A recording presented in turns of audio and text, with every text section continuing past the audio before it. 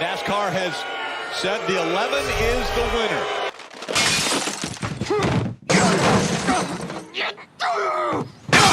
Section 10.8.3 of NASCAR's Cup Rulebook says that if in NASCAR's judgment the vehicle goes beneath the double yellow lines to improve its position, the vehicle will be black flagged. If in NASCAR's judgment a vehicle forces another vehicle beneath the double yellow lines in an effort to stop the advancement/pass, the vehicle may be black flagged. They later clarify that a car having its left side tires below the inner line is the precipice for when this rule is enforced. That's it. That's all the clarification we get. As we've seen countless times before, this rule raises way more questions than it answers. Does there need to be contact for a car to be considered forced below the line? How much of the left side tire has to be below the line? If you're following the car in front of you, should you be penalized the same as them? This is where a problem comes into play that NASCAR is far too familiar with: inconsistency. NASCAR makes its calls on a case-by-case basis, which is to be expected with a rule that has so many variables and so little clarification. I've always had strong opinions about this, so I'd like to take a look at a race that I believe epitomizes everything wrong with this rule, the 2020 Fall Talladega race. I'll preface this by saying yes, I was one of the majority watching this race hoping for Matty D to finally win, but I'll do my best to take a neutral stance throughout this video. And overall, I thought this race was a lot of fun to watch, but that's not what we're here to talk about. Now, the obvious point of confliction I wish to address is the final lap, but I want to take a look at a few other points before that to gain a better understanding of where NASCAR stands.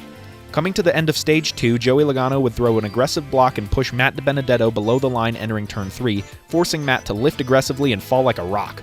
NASCAR penalized Logano and forced him to restart in the back of the pack. Later, Logano would get busted for this again, this time racing with Chase Elliott in the first overtime attempt. I felt like this case was a little bit different because while Logano did move down and make slight contact, he immediately moved back up to give Elliott room, something he didn't do with Matt. Of course, this wouldn't matter because he would wreck out about 10 seconds later, but he was still penalized with the same ruling. Now we move into the last lap. Erik Jones has miraculously found his way to second and is pushing DiBenedetto down the backstretch. Meanwhile, Chris Buescher and William Byron have linked up and are about to go for a hard charge in turns 3 and 4. They attempt to pass on the high side, but Erik throws a mean block, putting himself into the wall. At this point, both he and Matt start moving down the racetrack, with Matt attempting to block Byron for the lead and Jones probably not realizing that Denny Hamlin had squeezed his way in. DiBenedetto's move looks almost identical to what Joey Logano did earlier, making slight contact for a split second before jolting up the track like his tire blew. Willie B sparks, but immediately turns back up as soon as there's room, while Hamlin continues to drive on the apron for a solid 3 Mississippis, with plenty of room to merge back on the track.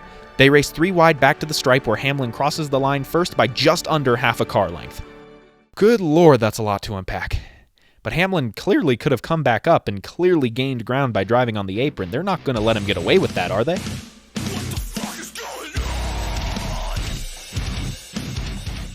Even my own mother, who couldn't give 2 hoots about NASCAR, was angry over this decision. It's just so blatant.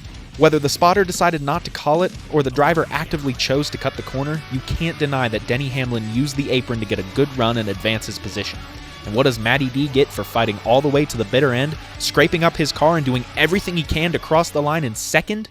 It was decided that he forced William Byron below the line, and as a result, he was scored as finishing in 21st. Somehow NASCAR managed to piss off both the diehards looking for nothing but fan service and the genuine racing connoisseurs that look for unbiased fair judgment. Even if we give NASCAR the benefit of the doubt and say that Matt did break the rule, why weren't Jones or Buescher penalized for this?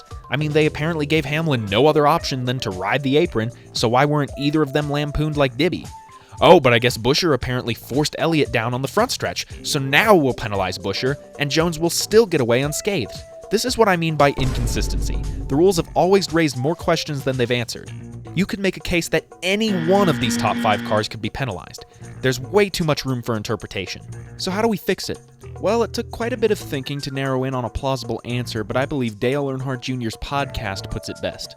What are we doing? What are we doing? Finish your thought. I'm curious. I'm so pissed off that NASCAR's not frustrated either. They're sitting there watching this race. I don't know. Maybe they are. Maybe they are frustrated. Yeah. But they come on Monday, Sirius XM or whatever, and they give us all the reasons why the rule's there and all the reasons why they made all the decisions they made and who they penalized and gave Hamlin the win.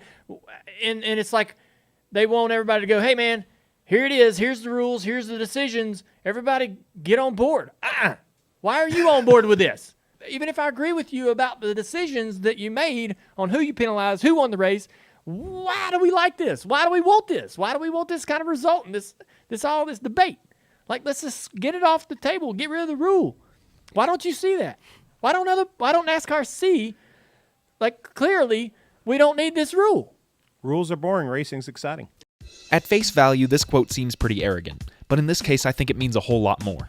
Gone are the days of a driver simply crossing the line first and being declared the winner, a regulation of a simpler time.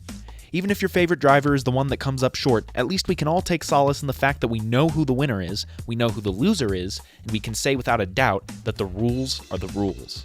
And I know there's going to be a lot of people preaching in the comments about safety and the potential for massive wrecks, but based on what I've seen so far from the near 2 decades of racing under this rule, I don't think it's made the sport any safer. In fact, it usually forces a driver to do one of 2 things: lift off the throttle and lose the race, or get wrecked while trying to win. And we already know which option they tend to go with.